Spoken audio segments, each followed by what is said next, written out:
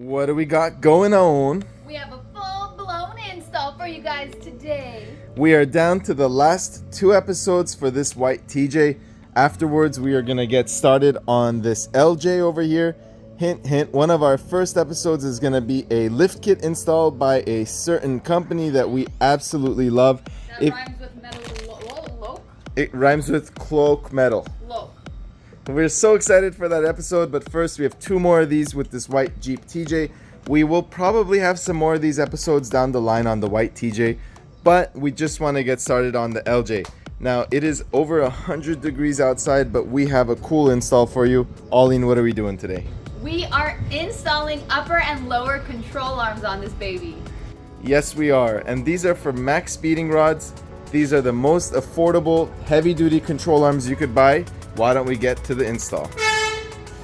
For those of you just tuning in, my name is Arlene. I'm a middle school English teacher, and this was our newest addition to the family. This is a 4-cylinder TJ. It came bare bones, and we have fully modded this baby up.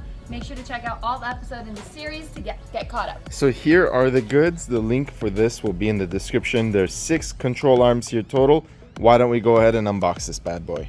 So for those of you guys tuning in, we are not mechanics. Arlene's a teacher and I'm a doctor actually. And we do this in our spare time. Now, for lucky me, I got off this morning at 9 a.m. I had an overnight shift. And now I get to install some max speeding rods control arms to strengthen the underside of this Jeep Wrangler and reduce its vulnerability when we take it off-road. Now last week we had taken this thing on a shakedown run and it did absolutely phenomenal, but you know us, we always want to strengthen when we can. Now I'd say the packaging is pretty decent. There's some foam covered in plastic and we got 2 arms in this package here. And it looks like we're gonna have 2 per package. So why don't we go ahead and show you what it looks like. Now these control arms are powder coated in that heavy duty finish. We've installed products from this company before and we will continue to install products from them. They tend to make high-end, high-quality products at a very affordable price. Now the links to these will be in the description. You won't believe how affordable these are. They're so cheap and they have stood the test of time. But not like so cheap, like not good cheap. Just the right amount of cheap. Now installing these is as simple as unbolting the current ones and bolting in the new ones. So grab that. Now this set that we ordered from their website comes with the front uppers, the front lowers, and the rear lowers. I think all that we're missing is the rear uppers, but I need to double check. We ordered these a while ago and I think I forgot which set it didn't come with. But in any case, let's go ahead and take a look. I believe those are the front uppers. They are the most distinctive. And so far, every single item that I have removed from the packaging appears to be intact. I don't see a single scuff, a single nick. Everything appears to be perfect. Now this job is a lot easier with air tools or electrical tools, but you could totally use hand tools if you didn't have those. But it's 110 degrees, so we'll be using the air tools. Yes, indeed. Now why don't we show you a close-up of these adjustable arms. Yes, indeed. Okay, Bill Nye the Science Guy.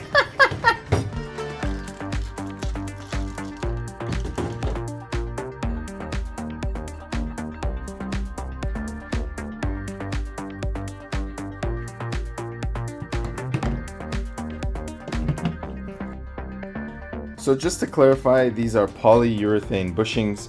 Comes with a bunch of different sleeve inserts. Those are the front uppers, these are the rear uppers, and these are the front lowers.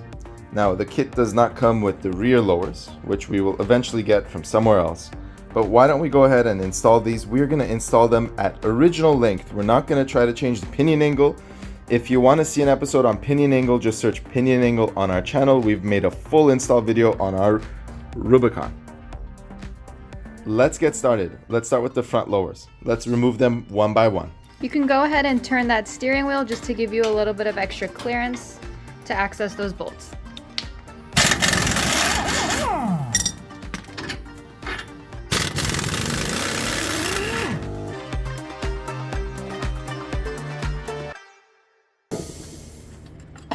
First arm out. So the bushings on these are totally shot. I mean, look at that. There's lots of play in them. So we're gonna replace it. It should actually improve the handling of the Jeep as well as the durability at the same time. Go ahead and measure eye to eye and then adjust the new one to that measurement. This is exactly 16 inches. So this original arm is exactly 16 inches. We're gonna come and do the same exact thing to this one. So we're a little short.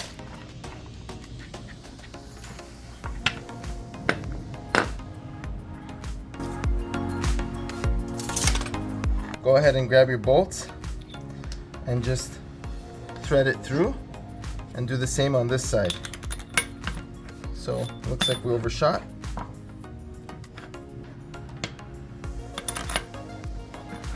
Not quite. Almost. One more spin. Should I go too much? So as you can see, those are now the same length, and we can go ahead and tighten this nut, and we're good to go. Go ahead and use an adjustable wrench to tighten. I don't know what I did with my proper wrench, but that's a pipe wrench. Now go ahead and remove. I might have.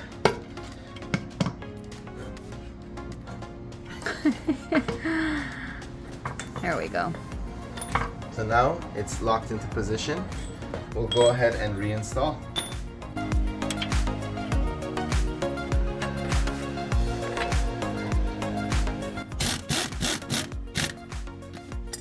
So just very loosely put it on so that you could put the rear on as well. I just removed the cam bolt portion. Oh, and it's a good thing we did this loosely. I forgot that on these models you have to put the rear in first. So we'll go ahead and just do that now.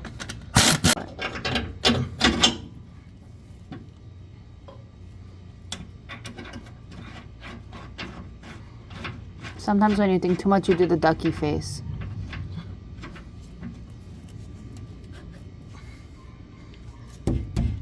Time to grab the mallet.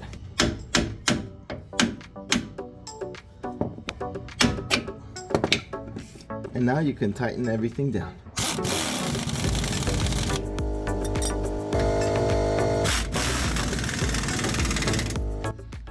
Doing what you gotta do to get you those angles, baby. Since we're down here, we're gonna remove the upper control arms as well. It's a 15. 15 mil. These angles are a little funkadelic. So there's a flag nut on the rear, which is kind of nice since you don't actually have to hold it there, just right here. So it goes and hits and stays.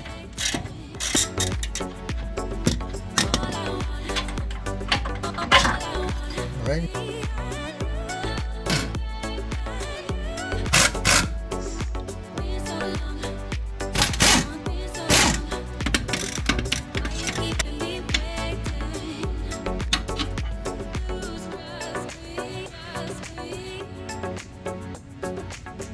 With a little finessing, it's out.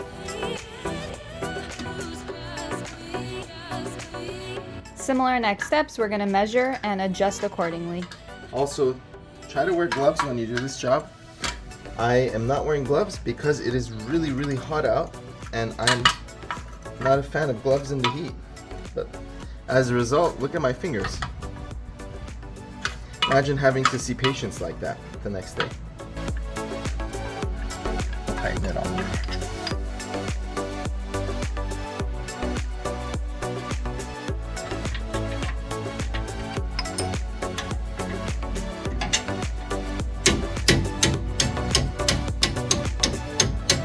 So the width is just a little bit too much, so we're gonna go ahead and use the mallet to tighten that top.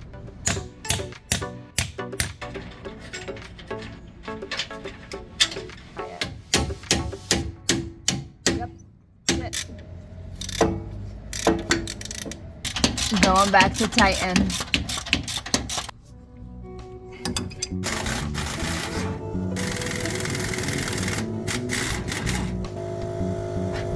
Notice how the factory control arms are hollow. You see that? There's really not much support. Where the other ones are circular, tubular, made of heavy duty steel, powder coated. There's really no comparison. Let's pop that other one in now. Hope this helps, you guys. Hope this helps. Measuring it once more. Let's go ahead and tighten that nut down.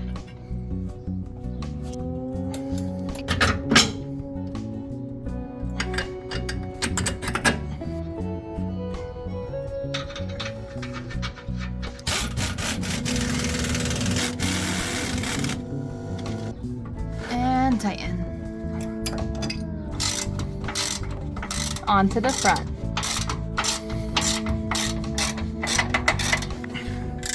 So the issue with the front bolt on the front upper control arm is that one side spins freely while the other side turns. There's really no way to grasp it other than prying a flathead in, applying pressure out, and just working your magic.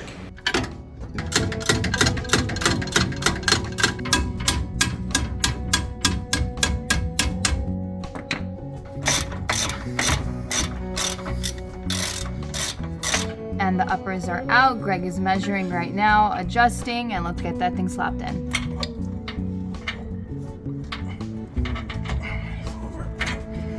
Too aggressive with this.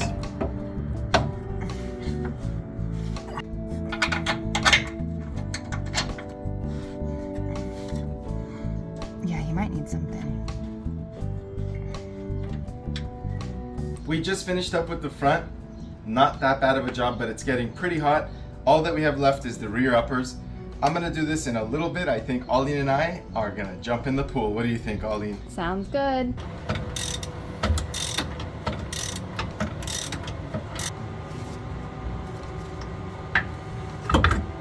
Let's pop in the new. For those of you that hear that sound, that is our AC, our Zero Breeze AC that we did a review on a couple episodes back. We absolutely love it, especially in this heat, and we're working in that garage. It's blowing that cool air. We're gonna go ahead and take those measurements and adjust accordingly. Go ahead and tighten, and we have our plumber adjustable wrench. Yeah, the AC is so clutch, Greg. So clutch. Oh my god. Worth its weight right now in gold. It is like 100 degrees outside. It's only 10 a.m. I got off an overnight shift this morning, and I can't imagine doing this without the AC. Now, the new control arms, they don't have the support bracket for the brake lines, so I'm gonna just retighten this. I don't think it's gonna be a big issue.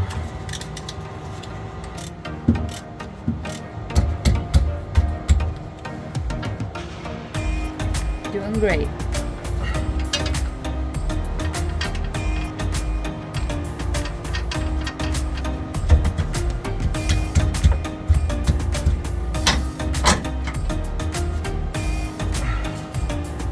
Grabbing that flag nut.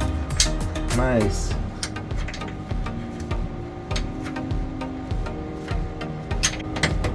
And tighten. Using that adjustable wrench on the back and tightening. And there we have it. Just giving you that reference point. Like Greg mentioned, the old ones are hollow in the middle, as you can tell. And these are our new ones. Super sturdy. Now Greg's going about a tip and a trick right about now. Now Greg's using that jack to support the pinion so that it doesn't drop. You don't want to lift it at all. Just go ahead and go up against it and support it in place. Now, we're not going to adjust our pinion angle on this build. We don't have any driveline vibrations, but if you do, you can check out that episode and see why it's important to adjust your pinion angle.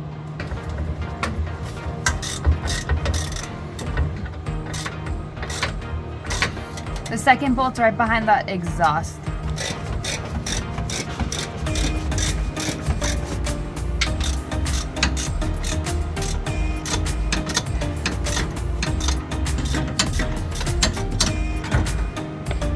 And out we are. Similar to the last one we did, we're going ahead and measuring, adjusting, and tightening. Well, there you guys have it. For not a whole lot of spare change and just a couple of hours, you can exchange out your stock control arms for the heavy duty upgrade from Max Speeding Rods. Be sure to check out the link in the description. Be sure to hit that subscribe button for more content. This TJ is wrapping up. We just have a couple more things to do, like that switch pod from Oxbeam that we promised, as well as some yellow LED fog lights. and some interior lights. Once we finish that Jeep, we are working our way on over to the LJ, so be sure to stick around and let us know what you think. And make sure to get some gloves if you're doing this install. This is a dirty. You're gonna need some 9mm gloves. With a 10mm socket, per usual. Yeah.